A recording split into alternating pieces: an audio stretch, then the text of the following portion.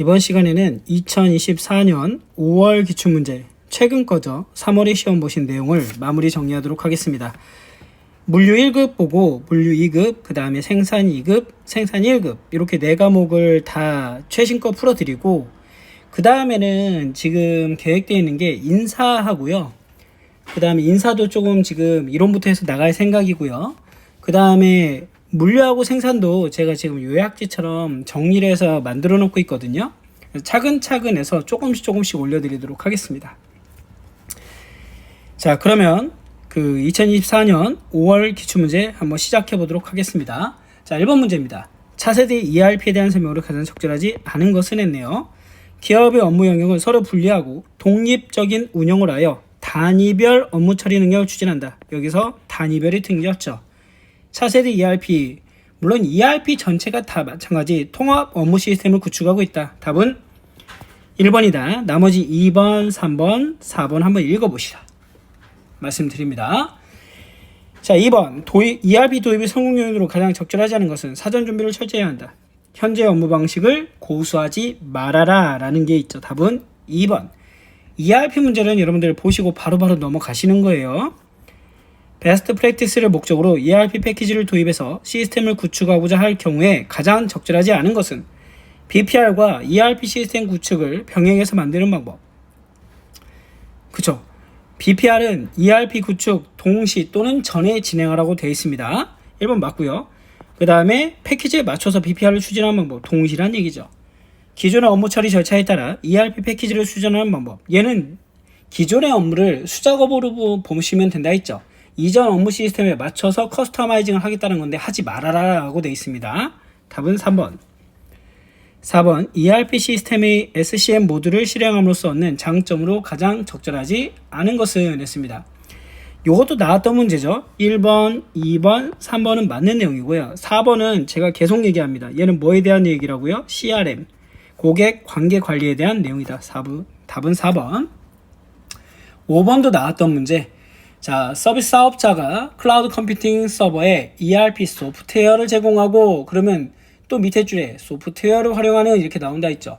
소프트웨어가 계속 강조되면 SaaS라고 불렀어요. 답은 3번이고요. 그 다음에 DAAS는 없고요.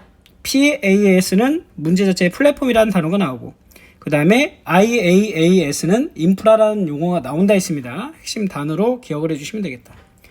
자, 6번부터 바로 시작하도록 하겠습니다. 여기서부터가 이제 실제 내용이 되겠죠. 지수평활법에서 평활상수. 자, 여러분들 여기 평활상수는 자 보세요. 이거 공식에 대한 문제인데요. FT는 AT 곱하기 알파 더하기 1-알파의 F의 T-1이라고 되어 있습니다. 자, 요 알파가 예를 들어서 보세요. 여기서처럼 마이너스 1이다 라고 하면 지금 알파가 마이너스 1이잖아요. 그럼 여기서 마이너스 1이 되면 지금 이 부분에서 200%가 나올 수밖에 없어요. 이게 말이 안 된다는 얘기죠. 그죠? 그래서 알파 값은 교과서에도 나오죠. 어디서 어디까지? 0에서 1의 범위를 지닌다 라고 되어 있습니다. 요거 체크 한번 해주시고요. 답은 바로 1번 체크하고 넘어갑니다. 자, 전문가 그룹에 대해서 설문하는 건 델파의 방법이라고 불렀고요. 2번 맞고 R이 많은 상관관계 이렇게 체크하시면 된다 했죠. 확산무형은 수명주기 이론을 바탕으로 하는데 얘는 뭐라 했어요 제가? 정량적인 방법이다 라고 했었죠. 답은 1번이다. 자, 7번 성장성 지표를 활용하여 KPC의 목표 매출액을 결정하려고 합니다. 자, 여러분들 공식 있죠? 공식이 있습니다. 목표 매출액은 구하는 공식 있죠? 목표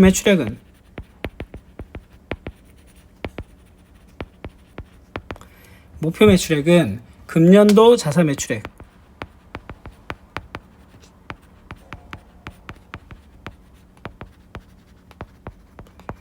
기억나시죠? 곱하기 1 플러스 시장 확대율 곱하기 1 플러스 시장 신장률입니다.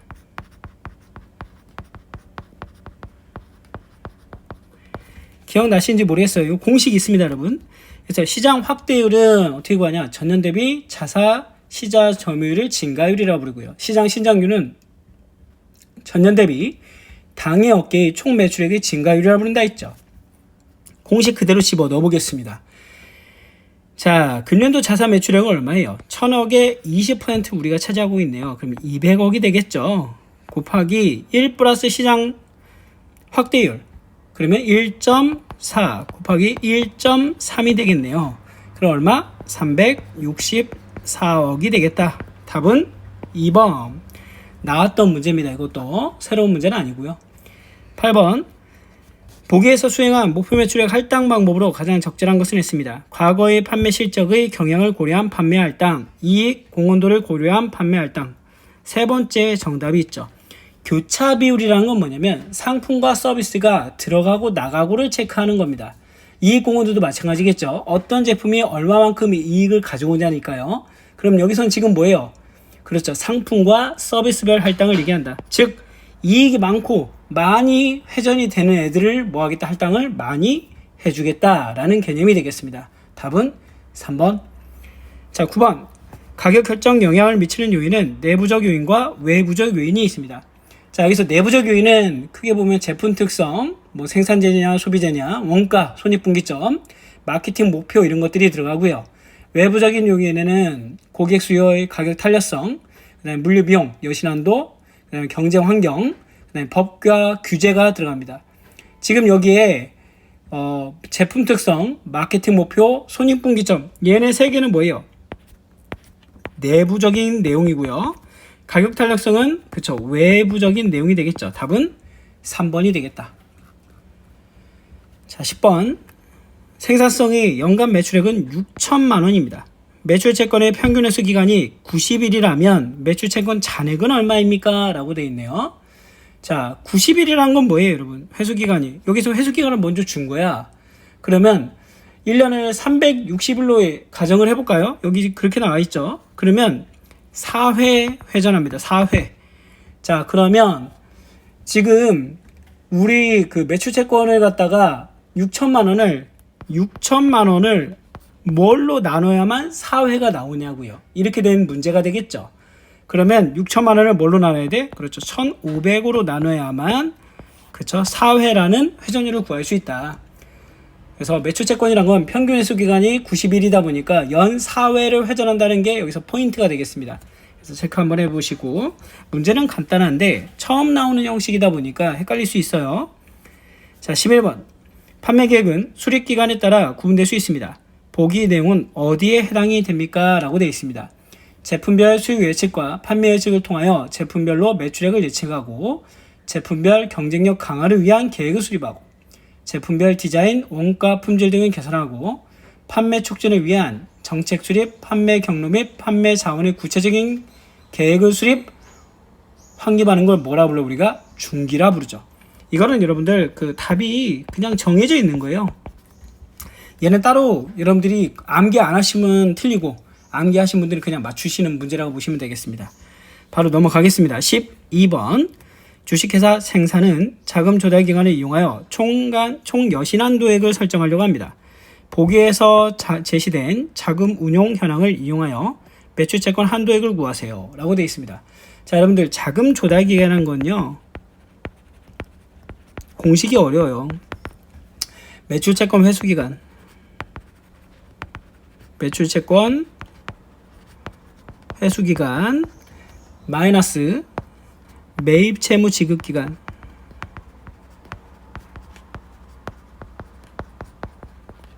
그 다음에 더하기 재고 회전 기간입니다.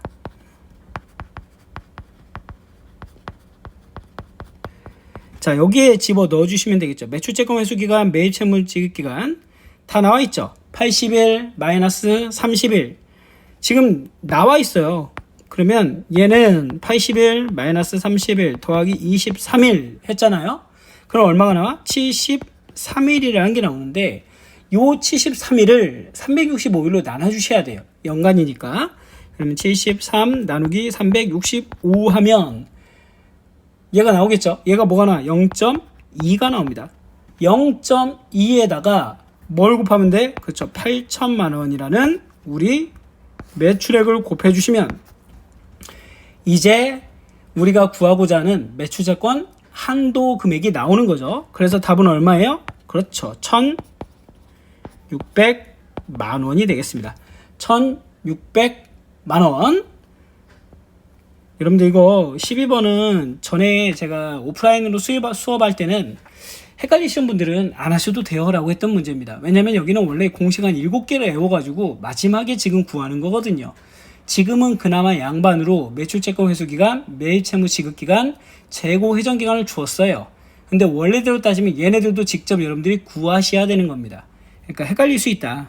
그래서 자주 나오지도 않고요. 1년에 한 번 정도 나올까요? 그런 문제라서 여러분들이 하실 분은 하시고 안 하실 분들은, 왜냐면 우리는 70점 이상 합격이기 때문에 다른 데다가 집중을 해주시면 좋을 것 같습니다. 13번 KPC는 당일연도 5월 총 500개의 안마의자를 판매하였다. 5월 달에 판매 예측치가 450대일 때 6월 달에 판매 예측치는 했습니다. 여러분들 이거 지수평할법이죠. 그러면 500 곱하기 0.2 더하기 1-알파니까 0.8 곱하기 450 해주시면 됩니다. 얘가 FT가 된다는 얘기죠. 그죠? 앞에 공식 한번 썼었죠 제가. 그럼 얼마나? 460 나옵니다. 460대. 자, 14번 공급망 운영 전략에 대한 설명으로 옳은 것은 했습니다. 효율적 공급망 전략은 낮은 비용을 선호한다. 그쵸? 1번 맞는데요? 그쵸? 효율적 공급망 전략은 여러분들이 뭐 기존 제품이라고 생각하시면 되고요. 대응적 공급망 전략은 신제품이라고 보시면 될 것 같아요. 그래서 대응적 공급망 전략은 낮은 비용이 아니라 공격적인 투자라는 거죠. 2번은 그래서 틀린 거고요. 3번은 효율적 공급망 전략은 리드타임을 단축시키기 위하여 공격적인 투자를 한다. 이거는 지금 대응적에 대한 설명입니다. 효율적이 아니라. 효율적으로 따지면 뭘까요? 그럼 낮은 비용을 유지하기를 선호한다가 되겠고요. 대응적 공급망 전략은 공급망에서 높은 재고 유지율과 얘도 뭐예요? 효율적에 대한 설명이죠. 그래서 답은 1번이 되겠다. 15번 공급망 물류거점 운영 방식에 대한 설명으로 가장 적절하지 않은 것 했습니다. 통합물류센터 운영 방식. 중앙에 물류센터가 있고 지역이 있는 게 아니죠. 얘는 뭐예요? 통합 지역 물류센터 방식이고요. 통합 물류센터는 중앙에 하나 있는 거예요. 큰 거. 그래서 1번이 잘못 설명하고 있다. 16번. 원자재 가격이 지속적으로 상승하는 상황. 이걸 우리가 인플레이션이라 부르죠. 인플레이션 상황 하에 단기 순이익이 가장 크게 나타나는 건 뭡니까? 기억나시나요? 선, 이, 총, 후입니다. 선입선출, 이동평균, 총평균, 후입선출. 답은 3번 암기 코드로 외워주시면 됩니다. 선이총후. 자, 17번은 제가 계속 강조하는 문제죠. 선택지에 제시된 창고관리 출고 업무 프로세스 중에 가장 나중에 하는 건 뭐라고요? 그렇죠. 마지막에 포장해서 나가야 될 거 아니에요. 그죠? 포장한 다음에 출고시키고 나가야 되겠죠. 출하 이동이 되는 겁니다. 출하 이동 출고. 답은 3번. 자, 18번 운송수단에 대한 설명. 선박의 운송수단 특성에 대한 설명으로 선박이래요. 선박이면 우리 생각해 볼까요? 선박은 뭐예요, 여러분? 느려. 속도가 느리고 비용이 좀 낮지만 위험도가 높다라는 게 되겠죠. 그럼 이걸 제거형 문제라고 하는데 아닌 것부터 제거해 주시면 돼. 운송 속도가 매우 빠르다. 얘는 비행기. 기억 아웃 되겠습니다. 1, 2번 아웃이 되겠고요. 포장비가 많이 발생합니다. 무담 손실이라는 게 있기 때문에 니은 다 들어갔네요. 디귿에서 갈리겠습니다. 다른 운송수단에 비해 기간이 많이 소요된다. 선박이죠. 그러니까 답은 3번이 됩니다. 리을은 왜 틀렸어요? 포장비가 저렴한 비행기입니다. 틀렸죠? 이렇게 가주시면 되겠다. 답은 3번. 자, 19번 공급망 프로세스 경쟁 능력 요소에 대한 설명입니다. 괄호의 용어를 한글로 입력하세요. 비용은 적은 자원으로 제품 서비스를 창출할 수 있는 능력을 나타낸다. 품질은 고객 욕구를 만족시키는 척도이며 소비자에 의해 결정된다. 시간은 경쟁사보다 빠른 신제품 개발 능력, 신속한 제품 배달 능력, 정시 배달 능력을 나타낸다. 괄호는 설계 변화와 수요 변화에 효율적으로 대응할 수 있는 능력. 자, 여러분들 우리 QC, D, F라고 얘기하죠. C는 비용을 뜻하고요. Q는 품질을 뜻하고요. D는 납기 또는 배송 타임이라고 얘기하게 됩니다. 다른 말로는 딜리버리, 납기라고 부르기도 하거든요. 보통 D나 T로 쓰기도 하죠. F는 뭐예요? 유연성이죠. 유연성. 그래서 지금 여기는 유연성에 대한 설명이다. 자, 20번 문제 보도록 하겠습니다. 여러분들 재고 회전율은 공식 기억나시나요? 연간 총 판매량 나누기 기초재고 더하기 기말재고 나누기 2가 되겠죠. 자, 이거 그대로 풀어주시면 됩니다. 그러면 지금 재고 회전율이 5로 주어졌죠. 5는 연간 총 판매량 나누기 1200 나누기 2가 되겠죠. 이거 그냥 해주시면 되잖아요. 그러면 5는 연간 총 판매량 나누기 600이 되겠고, 그쵸? 5, 6, 30, 3000. 그러니까 연간 총 판매량은 얼마가 돼? 3000. 암산으로도 되겠네요. 그렇게 어려운 문제가 아니었습니다. 자, 21번. 원가에 대한 요소로 가장 적절한 것은 무엇입니까? 원가의 3요소. 재료비, 노후비, 경비죠. 1번 틀렸고요. 판매 원가는 제조 원가에다가 판매 관리비를 더한 거죠. 2번도 틀렸고요. 총 원가는 제조 원가에 판매 관리비를 더한 것이다. 얘 맞네요. 3번이 제대로 설명하고 있습니다. 그 다음에 제조 원가는 직접 재료비, 직접 노후비, 직접 경비에 간접비를 더한 거죠. 자, 22번 문제입니다.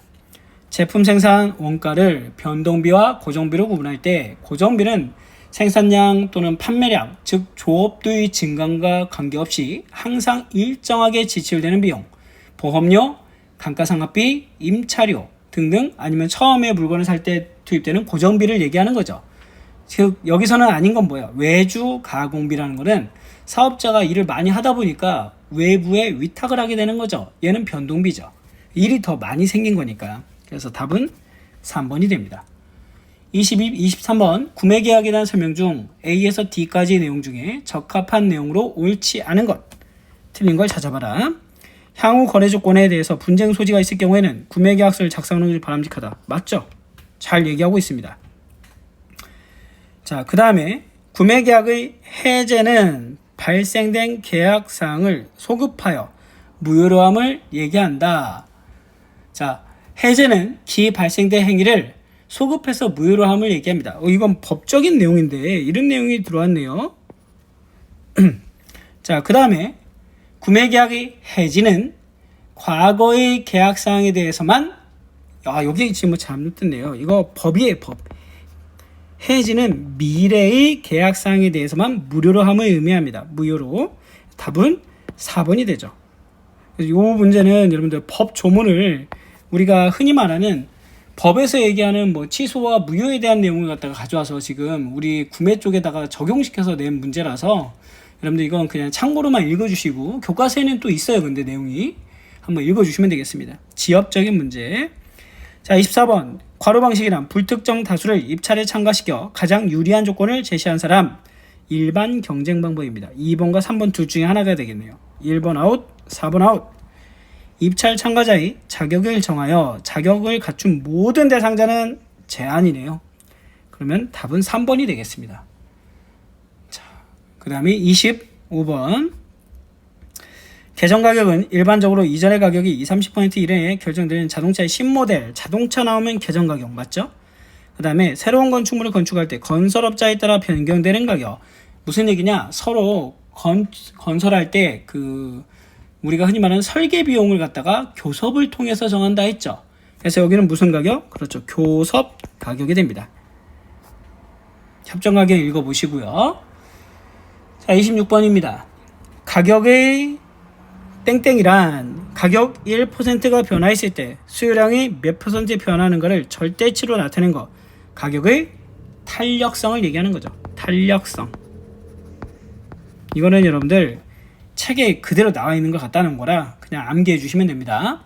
자, 27번 우리나라의 대무역법에 의거하여 등록 및 승인 권한을 무역기관장에게 위임하고 있기 때문에 다양한 무역관계 기관이 있다. 이 중에 이거는 암기해달라고 말씀드렸죠. 원산지지문서는 어디? 바로 나와야죠. 대한상공회의소. 이건 암기입니다, 여러분.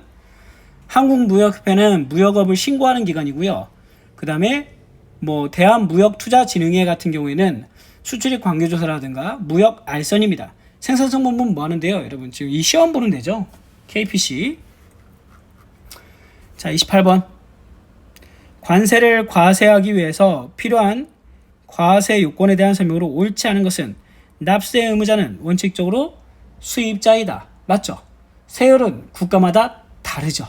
그리고 우리나라 같은 경우에는 국제 표준 세율을 따르는 게 아니라 관세율표를 따릅니다. 관세율표를 따른다. 2번이 틀렸네요. 과세 물건은 과세 부과 대상으로서 수입 신고 시 신고된 물품이다. 맞고요. 과세 표준은 세액을 결정하는 데 기준이 되는 과세 물건의 가격 또는 수량을 말한다. 잘 설명하고 있습니다. 자, 무역 결제 방식의 추심 방식은 DP, DA, 지급 인도 방식, 인수 인도 방식 두 개가 있습니다. 여러분, TC란 건 없고요. 그 다음에 AC는 신용장을 얘기하고 캐드와 코드는 현물 상환 방식, 서류 상환 방식을 얘기하죠. 그래서 답은 1번. 자, 인코텀즈 2020에 따르면 운송수단에 따라 복합운송과 해상운송으로 나뉘고 있는데 해상운송이 아닌 것은 여러분들 해상운송 4개 있어요. 4개. FAS, FOB, CFR, CIF가 있습니다. 얘만 해상운송이고요. 나머지는 다 복합운송이라고 보시면 돼요. 그러면 여기 아닌 건 뭐야? DAT죠. DAT는 복합운송 조건입니다. 자, 31번. 괄호 안에 들어갈 공통적인 용어를 한글로 쓰세요.